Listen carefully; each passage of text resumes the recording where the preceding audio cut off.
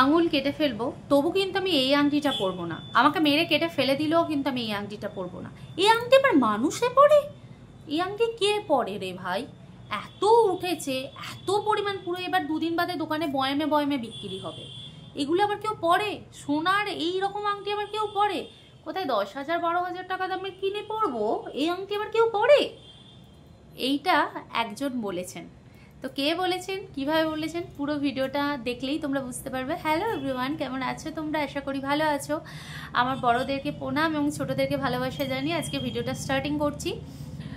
ফেসবুকটা খোলা মাত্রই আমি সবসময় এই পোস্টটা দেখি। পোস্টটা হচ্ছে যে আঙুল কেটে ফেলে দেবো কিন্তু পলা আংটি আমরা পরবো না।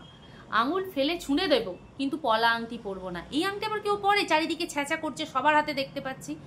কিন্তু এই আংটির মধ্যে একটা সুন্দরতা রয়েছে, একটা মাধুর্য রয়েছে। তুমি দেখবে, যেমন একটা কালো মেয়ে বলো বা একটা ফর্সা মেয়ে বলো, বিয়ের পর সে যাই পড়ুক না কেন তাকে যেমন সুন্দর দেখতে লাগে, তেমন হচ্ছে পলা আংটি। যার আঙুলেই যাক না কেন, বুড়ো থেকে বয়স্ক থেকে যার আঙুলেই যাক না কেন, তার মাধুর্য অন্যরকম খুলে পড়ে। তো যিনি এই কথাটা আর কি খুব অহংকার করে বলেছেন, তার বাবার মনে হয় প্রচুর গয়নাগাঠি রয়েছে।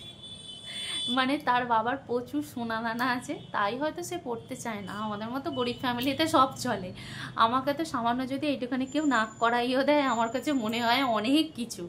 কারণ যে পরিমাণে সোনার দাম একটা লেভেল পর্যন্ত যাচ্ছে, 1,00,000 টাকা পর্যন্ত ঠিকেছে, সেই জায়গায় দাঁড়িয়ে একটা মেয়ের বাবা এটা চিন্তা করছে আমার মেয়েকে আমি পার করবো কী করে। সেই জায়গায় দাঁড়িয়ে কিছু কিছু বড় লোকের বেটিরা রয়েছে যারা ফেসবুকে পোস্ট দিচ্ছে আঙুল কেটে ফেলে দেবো তবু এই আংটি পরবো না। কিন্তু বিশ্বাস করো, এই আংটির প্রতি আমার মানে অন্যরকম একটা ভালোবাসা, অন্যরকম একটা হচ্ছে ঐতিহ্যতা রয়েছে। যেমন ধরো, আমার যখন প্রথম মানে বিয়ে হয়ে আমি আর কি বাপের বাড়িতে যাই, প্রথম একা একা বাপের বাড়িতে যাই, তখন আমার শাশুড়ি মা এই আংটিটা আমাকে দিয়েছিলেন। শাশুড়িমা এই আংটিটা আমাকে দিয়েছিলেন এবং এই আংটিটা পরেই কিন্তু আমি প্রথম আমার বাপের বাড়িতে যাই। তিনি স্পেশালি আমাদের দু বউয়ের জন্য দুটো বানিয়েছিলেন, একটা আমাকে দিয়েছেন আর একটা হচ্ছে আমার যাকে দিয়েছেন। এটা কিন্তু আমার কাছে অনেকটা বড় একটা জিনিস, কারণ এটার মধ্যে আমার শ্বশুর এবং শাশুড়ির দুজনের ভালোবাসা, আশীর্বাদ সব কিছু মিশে আছে। তাই তাদের ভালোবাসা সব কিছু মিশে থাকা জিনিসটা পেয়ে আমার কাছে আমি মনে করি অনেকটা গর্বের জিনিস।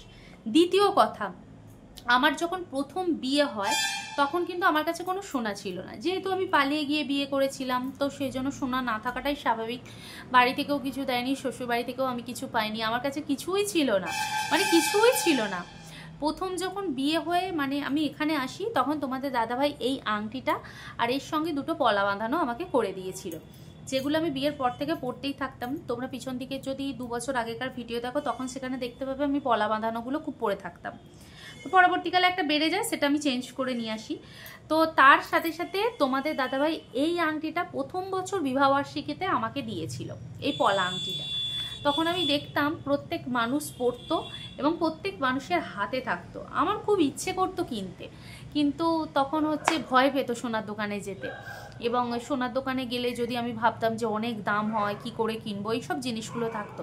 কারণ আমি তো কোনো বড় লোকের আর কি বউ না, মানে মুকেশ আম্বানির তো বৌমা না যে সোনার দোকানে ঢুকে হিরে কিনে ওকে আনার মতো ক্ষমতা, এরকম তো কোনো ব্যাপার না।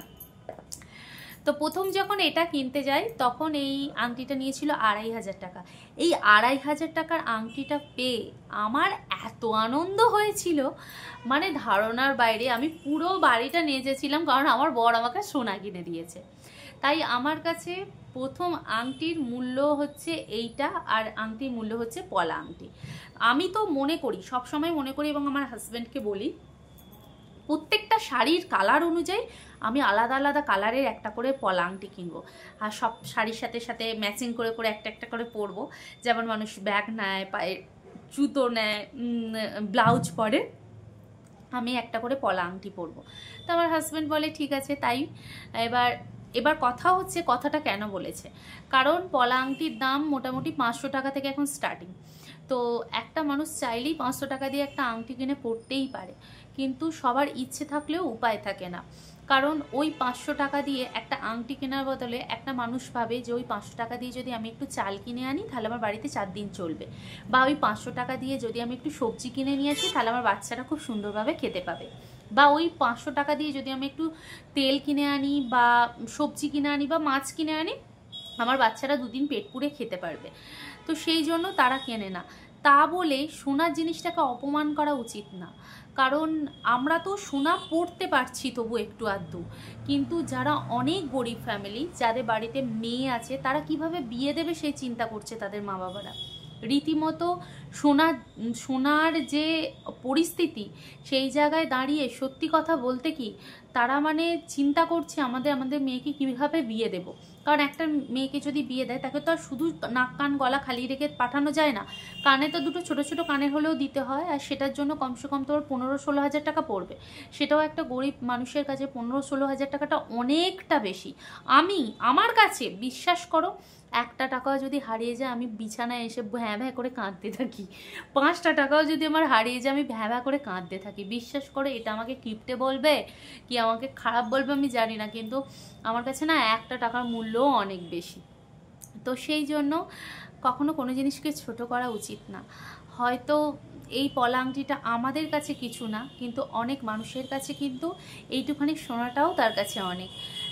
ইভেন্ট যারা এত বড় বড় পোস্ট দিচ্ছে তারা নিজেরাও কিন্তু বিয়ে বাড়িতে বলো বা যে কোনো অনুষ্ঠান বাড়িতে বলো এই পলা আংটি 700-750 টাকা দিয়ে গিফট দিয়ে দেয়। কারণটা কি? কারণটা হলো যে সোনার জিনিস দিতে হবে, কি আর দেবো, পলা আংটি দিয়ে দিই। তো তাই এই জিনিসটাকে কখনো ছোট করা উচিত নয়। সোনা মানেই হচ্ছে মা লক্ষ্মী, এইটুখানিক হোক ওটুখানিকও হোক পলা আংটির মধ্যে রয়েছে মা লক্ষ্মীকে বাড়িতে নিয়ে আসছি, সেটাই সব থেকে বড় জিনিস। তো যাই হোক বন্ধুরা, তোমরা কি আমার সাথে একমত অবশ্যই কমেন্ট বক্সে জানিও। ভালো থেকে সুস্থ থেকে আবার দেখাবে নতুন একটি ভিডিওর সাথে, ততক্ষণের জন্য বাই বাই।